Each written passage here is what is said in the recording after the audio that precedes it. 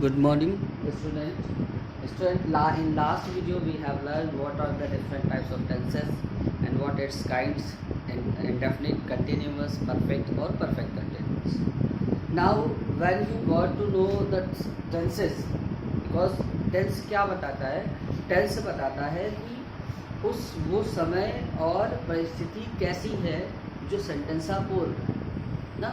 मैं खाऊंगा, मैंने खाया था, मैं खाता हूँ, कि दोनों की परिस्थिति में फ़र्क है, सबकी परिस्थिति तीनों की परिस्थितियों में फ़र्क है। तो टेंस वो दशा बता देता है। और काइंड्स ऑफ सेंटेंसेस होते हैं जो हमको ये बताते हैं, अलग अलग सेंटेंस हमको अलग अलग भाव के बारे में, अलग अलग मेथड्स के बारे में बताते हैं। और दूसरी चीज़, सबके सिंटैक्स में थोड़ा फ़र्क होता है। सिंटैक्स स्टूडेंट्स मैं इसलिए बार बार कह रहा हूँ क्योंकि सिंटैक्स को समझना, याद कुछ भी नहीं करना है इंग्लिश को सीखने में। देखिए, अगर याद करने के पीछे आप जाएंगे, हाँ, टेंस का जो मैंने लास्ट वीडियो में चार्ट बनाया उसका ग्राफ होना चाहिए, और याद करने के पर्पज़ से नहीं, प्रैक्टिस कोशिश कीजिए कि आप बैठ के उसकी प्रैक्टिस करेंगे। दो चार सेंटेंस आपके मन में जो भी आएगा आप सोच लेंगे घर में एक दिन के कामों में कि हाँ, इसको हमें इंग्लिश में ट्रांसलेट करना है। तो सबसे पहले एक बार ठहर कर आप सोचेंगे किस टेंस में आता है और किस तरीके का सेंटेंस, ठीक है। तो आज हम सेंटेंस के बारे में आपको कुछ बता रहे हैं। बेसिकली देखिए, पहली वीडियो में थोड़ा सा मैंने ग्लिम्स दिया था, वो सिर्फ टेंसेस को और इंग्लिश को समझने के लिए, लेकिन इसमें मैंने ऑलरेडी लिख रखा है सेंटेंसेस, टाइप्स ऑफ सेंटेंसेस, और उसके आगे उसका सिंटैक्स लिख रखा है, ठीक है। सबसे पहले हम बात करते हैं, जो सबसे ज़्यादा यूज होता है वो होता है अफर्मेटिव। इसको पॉजिटिव भी बोलते हैं, सिंपल प्रेजेंट या सिंपल पास्ट भी के लिए भी यही रहता है। अब देखिए, आप इंग्लिश में जो भी सिंटैक्स शब्द का मतलब आपको पता है कि आप सिंटैक्स का मतलब जो सेंटेंस मेकिंग में जो रूल और रेगुलेशन होते हैं हर लैंग्वेज में होते हैं। तो पहले क्या लिखा जाए, हमने लास्ट वीडियो में एक एग्जांपल दिया था आपको। अगर मैं बोलूँ हूँ, पढ़ा, मैं, रहा, आप भले ही समझ जाएंगे, लेकिन ये आप भी कहेंगे आप गलत बोल रहे हैं, सही से बोला कीजिए। तो उसी तरीके से इंग्लिश में भी हम सिंटैक्स के बारे में इसीलिए हम सीखते हैं। सबसे पहले अगर अफर्मेटिव टाइप का सेंटेंस है, अफर्मेटिव का मतलब पॉजिटिव, जिसमें नेगेटिव ना हो, जिसमें क्वेश्चन मार्क मीन्स इंट्रोगेटिव ना हो, तो सबसे पहले हम लिखते हैं सब्जेक्ट, उसके बाद हेल्पिंग वर्ब और वर्ब, फिर ऑब्जेक्ट, फिर उसके बाद कॉम्प्लीमेंट।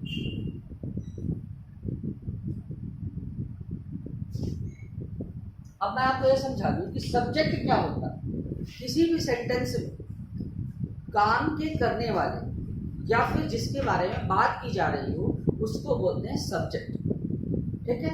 हेल्पिंग वर्ब सहायक क्रिया, जो आपको टेंसों से याद करना रहेगा। अगर मैंने कहा मैं पढ़ा रहा हूँ तो क्या लगेगा, हु इज टीचिंग, कौन पढ़ा रहा है, मैं सब्जेक्ट है, तो आई ना, सब्जेक्ट की जगह क्या हो गया, आई। हेल्पिंग वर्ब क्या लगेगा, मैं पढ़ा रहा हूँ। आप चार्ट में देखिए, रहा हूँ, रही है, रहे हैं, किस में आता है, प्रेजेंट कंटिन्यूअस में आता है। प्रेजेंट कंटिन्यूअस में is am are helping verb भी लगता है। आई के साथ क्या लगेगा, एम लगेगा। तो I am teaching, I subject, helping verb am और वर्ब टीच। और कंटिन्यू शो करने के लिए वर्ब में आईएनजी का फॉर्म, जैसे कि मैंने आपको प्रेजेंट कंटिन्यूअस में बताया।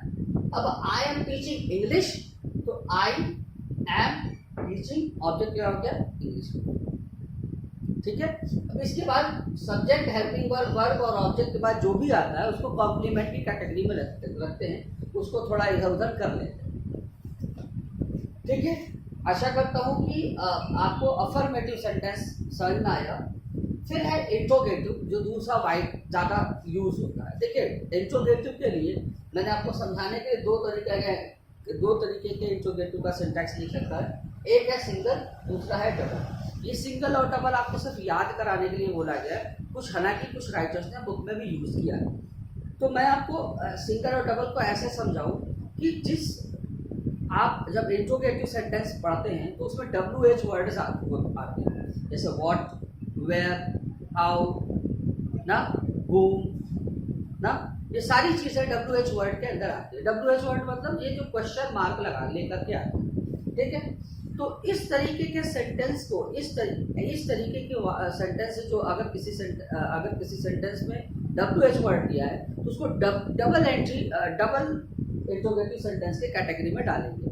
अब सिंगल क्या होता है, कभी कभी क्या होता है कि हम क्या खाना खाएंगे, हमको इसमें कोई मतलब पूछ नहीं है, आप क्यों खाएंगे, आप क्या खाएंगे, ये double interrogative. What will you eat, है ना, क्या आप खाएंगे, विल यू ईट। तो दोनों में फर्क होता है। तो डबल इंट्रोगेटिव सेंटेंस में क्या करते हैं, WH वर्ड भी लिखना पड़ता है, और सिंगल में बस हेल्पिंग वर्ब को पहले रख देते हैं। तो उसका जो हिंदी स्टाइल में जो फर्क आता है वो क्या शब्द से शुरू होता है, क्या तुम पढ़ोगे, विल यू लर्न, ठीक है, क्या तुम जाओगे, विल यू गो, तो विल लगा दिए, ठीक है। क्या तुम्हें पसंद है, डू यू लाइक इट, बस। अब तुम्हें क्या पसंद है, what do you like it, तुम क्या पसंद करते हो, what do you like it, तुम क्या पसंद करते हो, क्या तुम्हें पसंद है, डू यू लाइक इट। दोनों में फर्क है, ठीक है। तो सिंगल और इंट्रोगेटिव में सिंगल उसी को बोलते हैं जिसमें WH वर्ड नहीं लगता, बस हेल्पिंग वर्ब को पहले रख दिया जाता है, वो भी इंट्रोगेटिव होता है। जैसे हेल्प, उसका सिंटैक्स क्या होता है, helping verb, then subject, then verb, then object, then complement. अब जैसे मैंने आपको एग्जांपल में दिया, विल यू लर्न इंग्लिश ना, तो ये क्या तुम इंग्लिश पढ़ोगे, हेल्पिंग वर्ब सबसे पहले रख दिया मैंने, क्या तुम इंग्लिश पढ़ोगे, ये हिंदी है, इसको ट्रांसलेट हमने किया, विल यू लर्न इंग्लिश ना, तो हेल्पिंग वर्ब सबसे पहले, उसके बाद यू आया, विल के बाद यू, तो यू क्या है, सब्जेक्ट है, फिर वर्ब, लर्न इंग्लिश, ऑब्जेक्ट, ठीक है। ये सिंगल इंट्रोगेटिव होगा। डबल इंट्रोगेटिव में क्या होता है, WH वर्ड का यूज करते हैं। तुम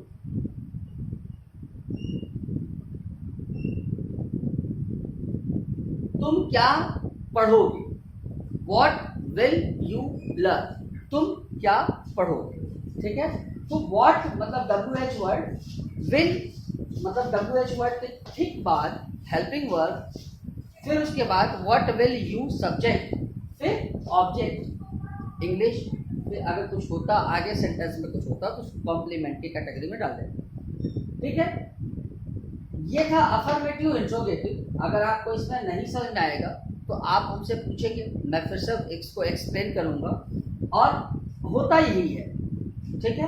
अलग अलग बुक में अलग अलग तरीके से समझा सकते हैं। अगर आपको नहीं समझ में आया, आप किसी भी बुक को रेफर कर सकते, किसी भी बुक को लेके बैठिए, हो सकता है शब्दों का हेर फेर हो, सिंगल को कुछ वो और कह देते हैं और डबल को कुछ और कह देते हो, हम सिंगल और डबल कहते हैं, आपको बता रहे हैं। फिर है नेगेटिव सेंटेंस। नेगेटिव सेंटेंस किसको कहते हैं आपको पता है, जिसमें ना लगा हो।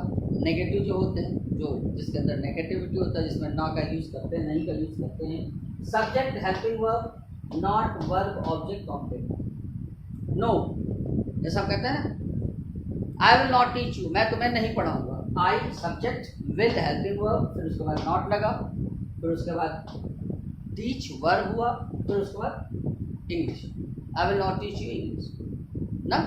तो इस तरीके से आप ये सिंटैक्स बताने का मतलब ये है कि आप इसको इस तरीके से मत पढ़िए, एक दो बार इसके रूल को पढ़िए, और अपने डेली जीवन में जो भी आप एक दो बार कहते हैं, आपने मम्मी से कहा, अपने पापा से कहा, भैया से कहा, किसी फ्रेंड से कोई बात हुई, उस बात को सोचिए कि इसको इंग्लिश में कैसे कहें। दिन भर में 10 सेंटेंस आप अपने जीवन से ही उठाइए, उसको पहले पहचान कीजिए कि किस टेंस में आता है, फिर उसके बाद देखिए कि किस अफर्मेटिव है, नेगेटिव है, इंट्रोगेटिव है, उस हिसाब से एक दो सेंटेंस को बनाना शुरू कीजिए। आपको अपने समझ में आ जाएगा। ये सब याद करने की ज़रूरत भी एक बार नहीं पड़ेगी। याद अगर कोर थ्योरी जैसे बैठ कर देखिए घटेंगे तो आपको टफ सा लगने लगेगा, ठीक है। ये बताने का मतलब टफनेस नहीं, इजीनेस के लिए मैं बता रहा हूँ, इसीलिए बहुत ज़्यादा मैंने नहीं बोल रहा हूँ, बहुत ज़्यादा इलस्ट्रेशन मैं नहीं उठा, मैंने नहीं लिखा, ठीक है। फिर इस चीज के बाद जिसका इस्तेमाल सबसे ज़्यादा करते हैं हम, एक चौथे सेंटेंस की बात करते हैं, इसको बोलते हैं इंपेरेटिव सेंटेंस। इंपेरेटिव सेंटेंस कहते किसको हैं, वो ऐसे शब्द जिसमें हम या तो कोई बात के लिए रिक्वेस्ट करें या तो किसी बात के लिए ऑर्डर करें। ठीक है, ये दोनों इम्परेटिव सेंटेंस की कैटेगरी में जाते हैं। इम्परेटिव सेंटेंस अगर हम शुरू करें, अगर ऑर्डर्ड सेंटेंस को देखें तो ये हेल्पिंग वर्ब से शुरू है। ठीक है, तो जैसे हमने कहा कम हियर, ये आदेश है, मतलब मैं तुमसे रिक्वेस्ट नहीं कर रहा, कम हियर यहाँ आओ, गो देयर वहाँ जाओ, ये क्या है?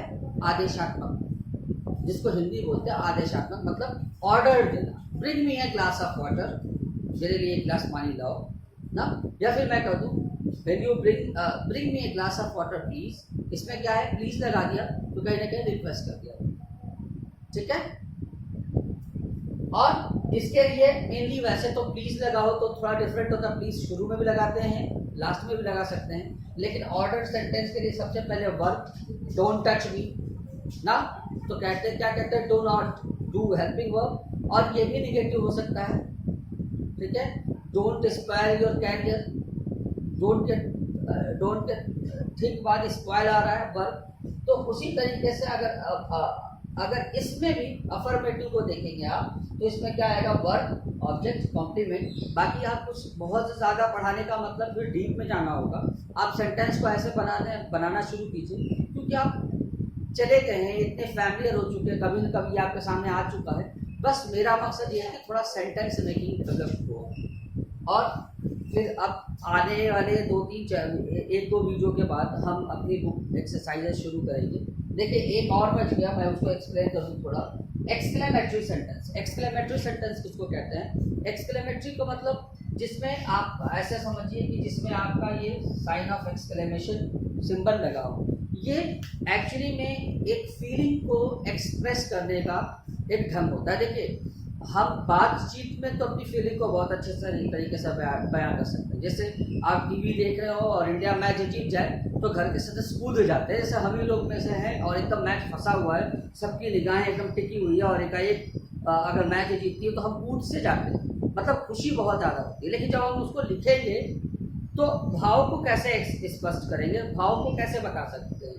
तो उसके लिए कुछ वर्ड्स होते हैं जो कि हम एक्सक्लेमेटरी वर्ड जिसको कहते हैं, जैसे दुख प्रकट करने के लिए अलास शब्द का लगा देते हैं, बहुत ज़्यादा खुशी हुई तो हुर्रा लगा दिया ना, बहुत सारे ऐसे वर्ड्स आते हैं जिसको एक्सक्लेमेशन कहते हैं। ओवरऑल जब भी एक्सक्लेमेटरी सेंटेंस की बात करेंगे तो बहुत ज़्यादा यूज़ में ये नहीं बोला जाता, रिटन इंग्लिश में ही इसको ज़्यादा यूज़ करते हैं, बस आगे साइन ऑफ एक्सक्लेमेशन लगा रहेगा। जैसे अगर मैं मुझे कहना you are such a liar, तो हम ऐसे भी लिख सकते हैं, इसका कोई वो नहीं है, you are such a liar. हम अक्सर बोलते हैं तुम बहुत झूठे हो, मतलब तुम बहुत झूठे हो, ऐसे कहते हैं, तो इसमें भी हम साइन ऑफ एक्सक्लेमेशन लगा सकते हैं। तो आप देखिए अफर्मेटिव सेंटेंस के जैसे ही हमने यूज कर लिया, और कभी कभी हम ऐसे भी करते हैं अलास,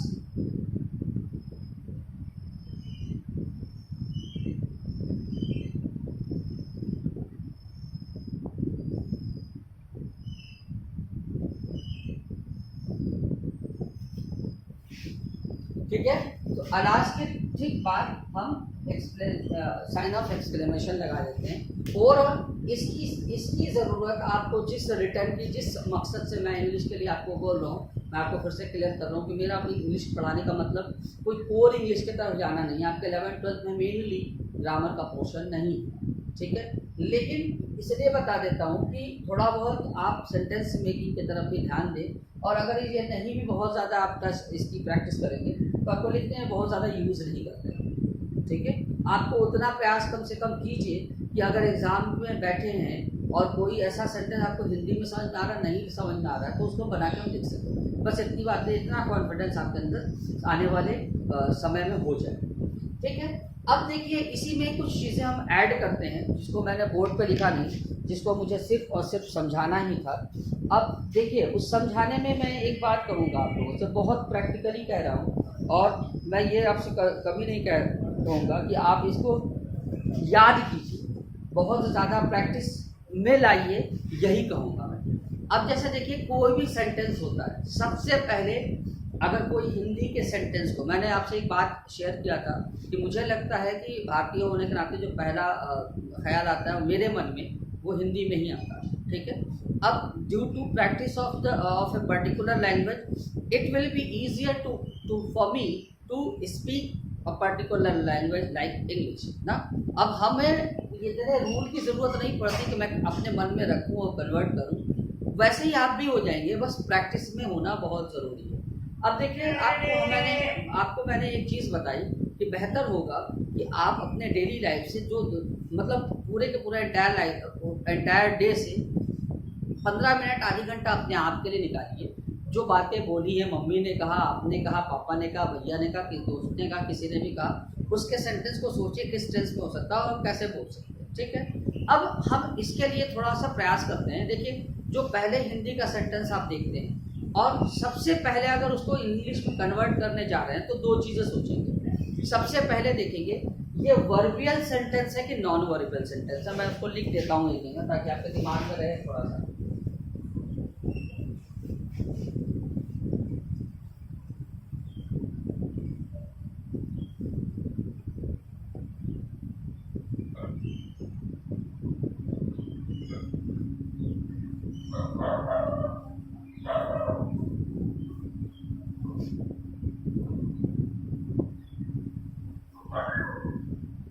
देखिए वर्बियल, सबसे पहले मैंने कहा कि किसी भी हिंदी के सेंटेंस को देख करके वर्बियल और non वर्बियल छांटिए।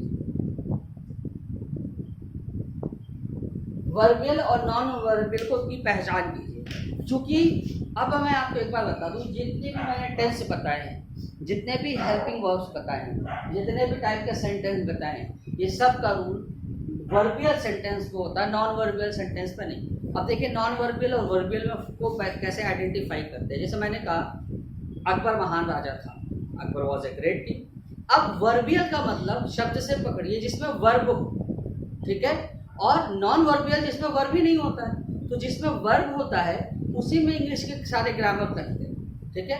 Ashok was a great king, was आप याद कीजिए, वॉज और वर्ब प्रेजेंट पास्ट कंटिन्यूअस की हेल्पिंग वर्ब होती है, उसके साथ वर्ब का आईएनजी फॉर्म लगता है। सिर्फ वॉज लगा देने से वो पास्ट कंटिन्यूअस नहीं बन जाता ना। Akbar was a great king, was stand for the meaning of था की जो इंग्लिश होती है वो वॉज लिखते हैं, ठीक है। या मेरी पेन है, this is my pen, this is a book ना। ये सब नॉन वर्बियल की कैटेगरी में जाते हैं, ठीक है। वर्ब जिस सेंटेंस में वर्ब होता है उसी में वो सारे टेंस के नियम लागू होते हैं, ठीक है। सबसे पहला आप वर्बियल और नॉन वर्बियल इसको ध्यान रखिएगा। जंगल में एक शेर था लेकिन ये non verbal. There was a king in the jungle, there was a king, एक राजा नहीं, there was a lion in the jungle. तो क्या है कि वो ये नॉन वर्बियल की कैटेगरी में चला है, ठीक है। मेरे पास एक पेन है, I have a pen. Have यहाँ पे हेल्पिंग वर्ब नहीं है, पास का पास होने की मीनिंग है हैव, ठीक है। तो आई हैव ए पेन, इसमें मेरे पास एक कलम है। काम क्या हो रहा है, क्रिया क्या है, वर्ब, मतलब क्रिया को इंग्लिश में वर्ब कहते हैं, वर्ब कुछ है ही नहीं। तो जितने भी आपके सेंटेंस के ये टेंस के रूल होते हैं वो वर्बियल सेंटेंस पे लगते हैं। तो सबसे पहले आप आइडेंटिफाई कीजिए किसी भी हिंदी सेंटेंस को देख के वो वर्बियल है कि नॉन वर्बियल है। और ये मत सोचिएगा इतना कानून करना पड़ता है एक सेंटेंस बोलने के लिए, ऐसा कुछ नहीं है। प्रैक्टिस के दौरान सब लोग यहीं से प्रैक्टिस शुरू करता है। When you will be very habitual, then you need not to practice like you need not to think like that it's verbial or non-verbial. Automatically you can speak. You can just convert the sentence in English. Okay. Next, अब हम कुछ tenses की बहुत ज़्यादा तो नहीं लेकिन फिर भी 2-2, 4-4, 10-10 हम कोशिश करेंगे कि नेक्स्ट क्लास में 2-2, 4-4, 10-10 हम प्रैक्टिस करें डिफरेंट टाइप जो 12 टेंस बताएं उसकी, ठीक है। बहुत ज़्यादा नहीं, 1 से 2 क्लास तक में ही इसको सीमित करेंगे और फिर हम पढ़ेंगे। हाँ, आपसे बस यही अनुरोध है कि आपको जो नहीं समझ में आता आप पूछ सकते हैं, कोशिश कीजिए कि जितना बताया गया उसी में से पूछा जाए। टॉपिक को डिस्ट्रैक्ट करने से सारे स्टूडेंट्स का लेवल एक जैसा नहीं होता, थोड़ा प्रॉब्लम होगी। और मैंने फिर से बता दिया, आप ये मत समझिएगा मैंने फुल ग्रामर पढ़ा दिया। 2-3 क्लास में फुल ग्रामर को पढ़ा पाना आसान नहीं, बट मैंने उसी चीज़ को बताना ज़रूरी समझा जो मुझे लगता है कि सेंटेंस मेकिंग के लिए ज़्यादा ज़रूरी होता है। That's all for tomorrow.